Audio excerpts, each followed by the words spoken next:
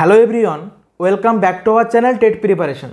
আজকের এই ক্লাসের মাধ্যমে পেঁয়াজের জ্ঞানমূলক বিকাশ বা প্রজ্ঞামূলক বিকাশের উপর বেশ কিছু কনসেপচুয়াল এমসিকিউ সলভ করব। যা পেঁয়াজের বিকাশের তত্ত্বের খুঁটিনাটি ইনফরমেশান আপনাদেরকে রাখতে হবে, কারণ এই চ্যাপ্টার থেকে বিভিন্নভাবে প্রশ্ন আসবেই। প্রশ্নোত্তর পর্ব শুরু করার আগে একটি বিষয় বলে নেব, এই চ্যানেলটিতে পেঁয়াজের উপর একটি ক্লাস অলরেডি আছে, একেবারে বেসিক কনসেপ্টের উপর একটি ক্লাস। প্রত্যেককে অনুরোধ সেই ভিডিওটি আগে দেখে নিন, তাহলে আজকের ক্লাসটি করতে অনেক বেশি সুবিধা হবে। এবার প্রশ্নগুলি দেখে নেব। আজকের প্রথম প্রশ্ন হলো, পেঁয়াজের মতে প্রজ্ঞামূলক বিকাশের স্তরে নিচের কোনটির প্রভাব নেই? Very much important question. চারটি অপশান হলো ভারসাম্য, সামাজিক মিথস্ক্রিয়া, অভিজ্ঞতা এবং ভাষা। এক্ষেত্রে সঠিক উত্তরটি হলো অপশান ডি, অর্থাৎ ভাষা। এবার এই বিষয়টি নিয়ে বলবো। জ্যা পেঁয়াজের জ্ঞানমূলক বিকাশের তত্ত্ব বা প্রজ্ঞামূলক বিকাশের তত্ত্বে চারটি স্তর আছে, আমরা সবাই জানি। সেই সঙ্গে এই জ্ঞানমূলক বিকাশের ক্ষেত্রে চারটি উপাদান আছে। উপাদান বলতে যে সকল বিষয়গুলি এই জ্ঞানমূলক বিকাশের প্রত্যেকটি স্তরে ক্রিয়াশীল হয় বা প্রভাব দেখা যায়, সেগুলি হলো উপাদান। পেঁয়াজের মতানুসারে সেই উপাদান চারটি হলো পরিণমন বা ম্যাচুরেশন, অভিজ্ঞতা বা এক্সপিরিয়েন্স, সামাজিক মিথস্ক্রিয়া অর্থাৎ সোশ্যাল ইন্টারাকশন এবং ভারসাম্য অর্থাৎ ইকুইলিব্রিয়াম। চারটি উপাদান সম্পর্কে খুব সংক্ষেপে আপনাদেরকে ধারণা দেব। পরিণমন কথার অর্থ হচ্ছে কোনো কিছু করার জন্য উপযুক্ত স্তরে উন্নীত হওয়া। যেমন শিশুর হাঁটার জন্য পায়ের মাংসপেশিগুলি শক্তিশালী হওয়া প্রয়োজন। পায়ের মাংসপেশি উপযুক্ত না হলে শিশু হাঁটতে পারে না। সাধারণত পরিণমন বলতে শারীরিক বিকাশকেই বোঝায়। পরের বিষয়টি হলো অভিজ্ঞতা। অভিজ্ঞতা বলতে বোঝায় বিভিন্ন বস্তু বা ব্যক্তির সঙ্গে প্রতিক্রিয়ার মাধ্যমে শিশু যা অর্জন করে। একটি উদাহরণ নেব। শিশু দুটি ভিন্ন ধরনের বল হাতে নিল। হাতে নেবার পর সে অনুভব করতে পারবে কোনটি ভারী এবং কোনটি হালকা। এর মাধ্যমে তার অভিজ্ঞতা অর্জন হবে। এবার বলবো পরের বিষয়টি নিয়ে, সামাজিক মিথস্ক্রিয়া। শিশু তার পরিবার ও সমাজ থেকে বিভিন্ন ধরনের জ্ঞান অর্জন করে। এই জ্ঞানার্জনের পন্থাকে সামাজিক মিথস্ক্রিয়া বলে। যেমন শিশুর বাবা মা শিশুদের বই পড়তে সাহায্য করে, এটি হলো সামাজিক মিথস্ক্রিয়া। শেষ উপাদানটি হলো ভারসাম্য। এই ভারসাম্য বিষয়টি নিয়ে পরের প্রশ্নে আমরা আলোচনা করব। চলে আসবো পরের প্রশ্নে। কোশ্চেন নাম্বার 2, ভারসাম্যের নীতির ক্ষেত্রে নিচের কোনটি কার্যকরী হয়? চারটি অপশান হলো সংগঠন, আত্মীকরণ, সহযোজন এবং উপরের সবগুলি। ভারসাম্যের নীতি বিষয়টি বোঝানোর আগে আমি স্কিমা সম্পর্কে ধারণা দেব। পেঁয়াজের আগের ক্লাসটিতে স্কিমা সম্পর্কে বিস্তারিত বলা আছে। খুব সংক্ষেপে বললে, একটি নির্দিষ্ট সময়ে কোনো ব্যক্তির জ্ঞান বা অর্জিত তথ্যের সংগঠনকে স্কিমা বলা হয়। ছোট্ট একটি উদাহরণ নেব। এই মুহূর্তে কোনো ব্যক্তি জগতের যত বিষয় সম্পর্কে জানে সেটি তার স্কিমা। সেটি বিভিন্ন বিষয় হতে পারে, গান, সিনেমা, খেলাধুলো, রাজ্য, দেশ ইত্যাদি। যখনই পরের দিন সে নতুন কোনো বিষয় শিখবে, তখন তার স্কিমা ধীরে ধীরে বাড়বে, অর্থাৎ তার জানার পরিধি ধীরে ধীরে বাড়বে। কিন্তু এই মুহূর্তে দাঁড়িয়ে তার সকল জ্ঞানের পরিমাণকে একত্রে স্কিমা বলা হয়। স্কিমাকে অনেক সময় মানসিক কাঠামোও বলা হয়ে থাকে। কোনো ব্যক্তির স্কিমা ধীরে ধীরে সম্প্রসারিত হয়। এই সম্প্রসারণের ক্ষেত্রে দুটি পদ্ধতি আছে। একটির নাম সংগঠন অর্থাৎ অর্গানাইজেশন এবং দ্বিতীয়টির নাম অভিযোজন অর্থাৎ অ্যাডাপ্টেশন। প্রথমে জেনে নেব অর্গানাইজেশন বা সংগঠন সম্পর্কে। যে কোনো চিন্তামূলক কাজের মধ্যে অনেক ছোট ছোট ক্রিয়া থাকে। সেই সকল ছোট ছোট ক্রিয়া মিলে একটি বৃহৎ চিন্তামূলক কাজের সৃষ্টি হয় এবং এই বিষয়কে সংগঠন বা অর্গানাইজেশন বলে। একটি উদাহরণ নেব। আমরা যদি নিজেদের খাদ্য গ্রহণ প্রক্রিয়াটি নিয়ে ভাবি, তাহলে এটি একটি জটিল কাজ। এর মধ্যে অনেকগুলি ছোট ছোট ক্রিয়া আছে। যেমন প্রথমে খাদ্যটিকে আঙুল দিয়ে নিতে হয়, তারপর সেটিকে মুখে দিতে হয়, মুখে দেওয়ার পর সেটিকে চেবানো হয়। এই যে ছোট ছোট ক্রিয়া, এটি মিলেই একটি জটিল কাজ বা খাদ্য গ্রহণ প্রক্রিয়াটি সম্পন্ন হয়। এই বিষয়টি হলো সংগঠন। এবার বলবো অভিযোজন বা অ্যাডাপ্টেশন নিয়ে। অভিযোজন হলো পরিবেশের সঙ্গে সঙ্গতি বিধান, অর্থাৎ পরিবেশের সঙ্গে মানিয়ে চলা। এই অভিযোজনের আবার দুটি ভাগ আছে, একটি আত্মীকরণ, দ্বিতীয়টি সহযোজন। আত্মীকরণ বলতে বোঝায় নতুন কোনো বিষয়কে স্কিমার মধ্যে অন্তর্ভুক্ত করা। উদাহরণ, মনে করুন আমি আজ পর্যন্ত কোনো ধরনের কিছু রান্না করতে পারি না, কাল আমি নতুনভাবে রান্না শিখলাম। এটি হলো আত্মীকরণ, সম্পূর্ণ নতুনভাবে কোনো বিষয়কে শেখা, স্কিমার অন্তর্ভুক্ত করা। এবার জেনে নেব সহযোজন সম্পর্কে। সহযোজনকে ইংলিশে অ্যাকোমোডেশন বলা হয়। আমাদের মধ্যে যে স্কিমা বিদ্যমান অর্থাৎ এক্সিস্টিং স্কিমা, তাকে যদি কোনোভাবে পরিবর্তন করা হয় বা মডিফাই করা হয়, তখন তাকে সহযোজন বলে। উদাহরণ নিলে বিষয়টি আরও পরিষ্কার হবে। আগের যে উদাহরণটি নিয়েছিলাম সেই উদাহরণের সাহায্যে আপনাদেরকে বোঝাবো। মনে করুন আমি রান্না করতে জানি, কিন্তু আমার যে রান্না করার পদ্ধতি কিন্তু তার থেকে উন্নত এবং ভিন্ন একটি রান্না পদ্ধতি আমি দেখলাম।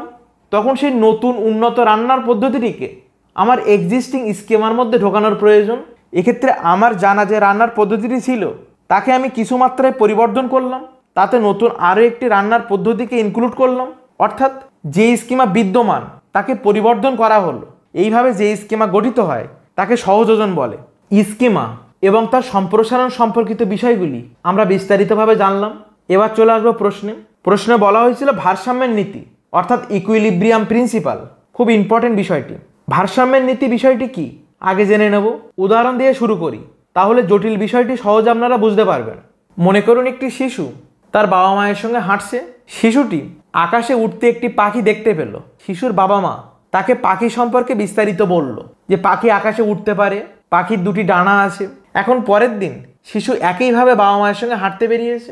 আকাশের দিকে তাকিয়ে শিশুটি দেখতে পেল একটি এরোপ্লেন যাচ্ছে। তখন সেই এরোপ্লেনটিকে বাবা মাকে দেখিয়ে বলল, দেখো পাখি উড়ে যাচ্ছে। তখন বাবা মা তাকে উত্তর দিল, এটি পাখি নয়, এটি এরোপ্লেন। এই উত্তরটি শোনার পর শিশুর যে মানসিক অবস্থার সৃষ্টি হবে সেটিকে বলা হয় ভারসাম্যহীনতা। কারণ সে পাখি সম্পর্কে জানে কিন্তু এরোপ্লেন সম্পর্কে জানে না। এবার তার স্কিমার মধ্যে যে ভারসাম্যহীনতার সৃষ্টি হয়েছে সেটিকে ভারসাম্য অবস্থায় আনতে হবে। এই ভারসাম্যে আনার জন্য তিনটি পদ্ধতি ক্রিয়াশীল হয়। একটি সাংগঠনিকীকরণ অর্থাৎ অর্গানাইজেশন, দ্বিতীয়টি আত্মীকরণ অর্থাৎ অ্যাসিমিলেশন এবং তৃতীয়টি সহযোজন অর্থাৎ অ্যাকোমোডেশন। এই তিনটি পদ্ধতির মধ্য দিয়ে শিশুর ভারসাম্যহীনতা দূর হয় এবং তার স্কিমা ভারসাম্য অবস্থায় আসে। এই উদাহরণটির ক্ষেত্রে সহযোজন অর্থাৎ অ্যাকোমোডেশনের মাধ্যমে শিশুর স্কিমা ভারসাম্যে ফিরে আসবে। সে বুঝতে পারবে পাখি একটি আলাদা প্রাণী যে উঠতে পারে, এরোপ্লেন একটি যন্ত্র সেটিও উঠতে পারে, কিন্তু একটি প্রাণী আরেকটি যন্ত্র, কিন্তু দুটি বিষয় সম্পূর্ণরূপে আলাদা। এই জ্ঞানের বিষয়টি সে নিজের স্কিমার মধ্যে অন্তর্ভুক্ত করবে। কোশ্চেন নাম্বার 3, কোনো ব্যক্তি সাইকেল চালানোর অভিজ্ঞতার উপর ভিত্তি করে যদি স্কুটার চালানোর ক্ষমতা অর্জন করে তবে এটি কিসের উদাহরণ হবে? সহযোজন, আত্মীকরণ, ভারসাম্য, স্কিমা। এর আগের প্রশ্নটিতে এই সকল বিষয় নিয়ে বিস্তারিতভাবে আলোচনা করা হয়েছে। যখন কোনো ব্যক্তি সাইকেল চালানোর অভিজ্ঞতাকে কাজে লাগিয়ে স্কুটার চালানোর ক্ষমতা অর্জন করবে তখন সেই বিষয়কে সহযোজন বা অ্যাকোমোডেশন বলা হবে। এর কারণ হলো সেই ব্যক্তি নতুনভাবে স্কুটার চালানো শিখছেন না, তিনি সাইকেল চালানো জানতেন। সেই অভিজ্ঞতাকে কাজে লাগিয়ে নিজের স্কিমাকে পরিবর্তন করে মডিফাই করে তিনি স্কুটার চালানোর ক্ষমতা অর্জন করেছেন। সেই কারণে এটি সহযোজন বা অ্যাকোমোডেশন। অপশানের দিকে লক্ষ্য করলে দেখতে পাবেন option A is the correct answer. পরের প্রশ্নটি হলো নিচের কোনটি পেঁয়াজের জ্ঞানমূলক বিকাশের সঠিক ক্রমপর্যায়? অর্থাৎ আমরা জানি পেঁয়াজের জ্ঞানমূলক বিকাশ 4টি স্তরে বিভক্ত। এই 4টি স্তর হলো সংবেদন চালকমূলক স্তর, প্রাক সক্রিয়তার স্তর, মূর্ত সক্রিয়তার স্তর এবং যৌতিক সক্রিয়তার স্তর, এবং এটি হলো সঠিক ক্রমপর্যায়। অপশানের দিকে যদি লক্ষ্য করেন দেখতে পাবেন option A is the correct answer. চলে আসবো পরের প্রশ্নে।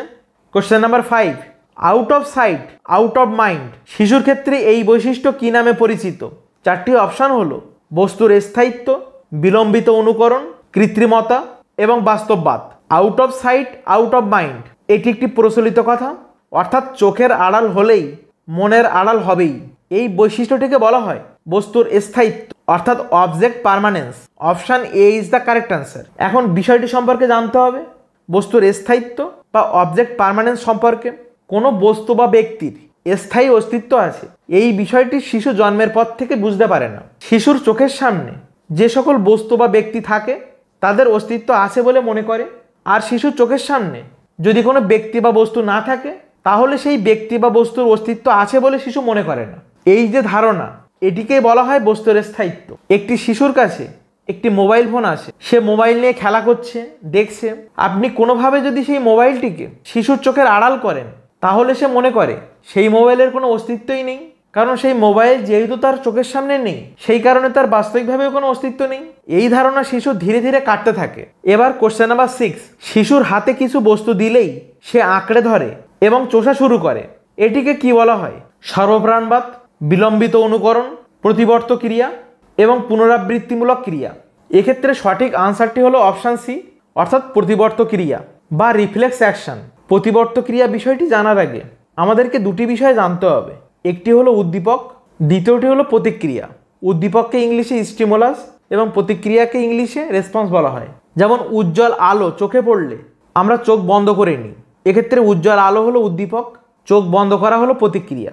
উদ্দীপক থেকে আগত উদ্দীপনা বা সংবেদন আমরা মস্তিষ্কে পৌঁছাই, তার পরিপ্রেক্ষিতে মস্তিষ্কের নির্দেশে আমরা কিছু ক্রিয়া করি, কিন্তু এমন ঘটনা যদি ঘটে উদ্দীপক থেকে আগত উদ্দীপনা বা সংবেদন মস্তিষ্কে না পৌঁছানো সত্ত্বেও আমরা ক্রিয়া করছি, সেক্ষেত্রে সেই ধরনের ক্রিয়াকে কি বলা হবে? সেই ধরনের ক্রিয়া হলো প্রতিবর্ত ক্রিয়া।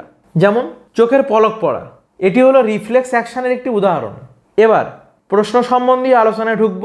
শিশুর জন্ম মুহূর্ত থেকে বেশ কিছু ইন্দ্রিয় সক্রিয় থাকে এবং কিছু ক্রিয়াকলাপ সে করতে পারে।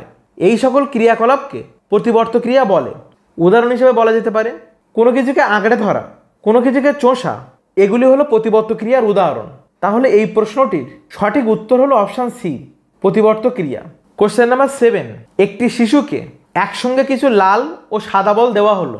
শিশুটি যদি লাল ও সাদা বলকে আলাদা করতে পারে তবে এটি শিশুর কোন ধরনের ক্ষমতা? 4টি অপশান হলো কর্মপর্যায়ের ক্ষমতা, শ্রেণীকরণের ক্ষমতা, সংরক্ষণের ক্ষমতা এবং মূর্ত ক্ষমতা। লাল বল এবং সাদা বল মিশিয়ে শিশুকে কিছু বল দেওয়া হয়েছিল, কিন্তু শিশুটি যদি লাল বল এবং সাদা বলকে আলাদাভাবে রাখতে পারে অর্থাৎ পৃথক করতে পারে, তাহলে সেটি কী ধরনের ক্ষমতার উদাহরণ? এই ধরনের ক্ষমতাকে বলা হয় শ্রেণীকরণের ক্ষমতা অর্থাৎ classification ability. Option B is the correct answer. শ্রেণীকরণ বিষয়টি কি এবার জেনে নেব। অধিক সংখ্যক বস্তুর মধ্য থেকে কোনো একটি সদৃশ্যতার ভিত্তিতে বা সাধারণ গুণাবলীর পরিপ্রেক্ষিতে পৃথক করার ক্ষমতাকে শ্রেণীকরণ বলে।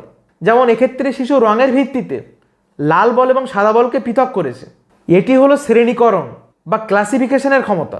চলে আসবো পরের প্রশ্নে।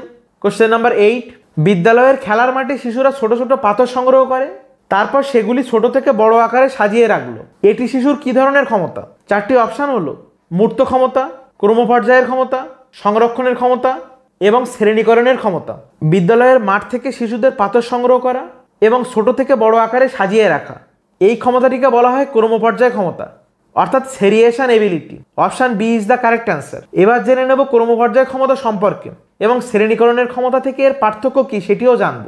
বস্তুর আকার, ওজন, উচ্চতা ইত্যাদি বিষয়ের পরিপ্রেক্ষিতে যখন শিশু ছোট থেকে বড়, হালকা থেকে ভারী বা উল্টোভাবে সাজাতে পারে, সেই ক্ষমতাকে বলা হয় ক্রমপর্যায় ক্ষমতা।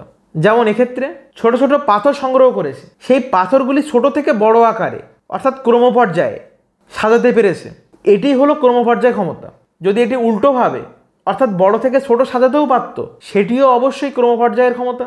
সহজে বলতে গেলে কোনো একটি বিষয়ের উপর নির্ভর করে অর্থাৎ আকার, ওজন, উচ্চতা ইত্যাদি এর উপর নির্ভর করে শিশু যখন ছোট থেকে বড়, বড় থেকে ছোট, হালকা থেকে ভারী, ভারী থেকে হালকা ইত্যাদিভাবে সাজাতে পারে, সেই ক্ষমতাকেই ক্রমপর্যায়ের ক্ষমতা বলে।